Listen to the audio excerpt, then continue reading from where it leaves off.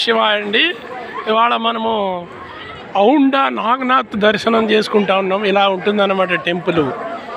అంటే ఇవాళ శనివారము, కార్తీక మాసము, అమావాస్య గడియలు ఉన్నప్పుడు మేము వచ్చి ఈ యొక్క నాగనాథ్ దర్శనం చేసుకున్నాము.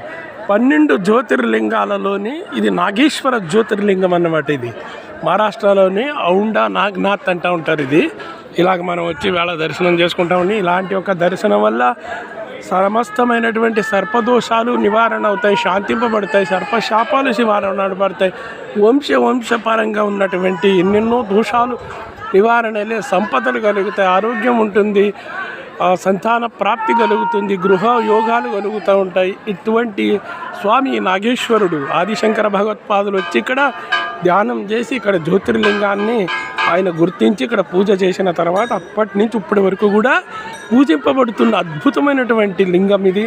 ఎన్నో యుగాల నాటి వెలిసినటువంటి లింగాలు అన్నమాట. ఇవన్నీ కూడా రాముడు, కృష్ణుడు లాంటి వాళ్ళు కూడా ఇక్కడ వచ్చి పూజ చేసినటువంటి తత్వం ఈ నాగేశ్వర జ్యోతిర్లింగము.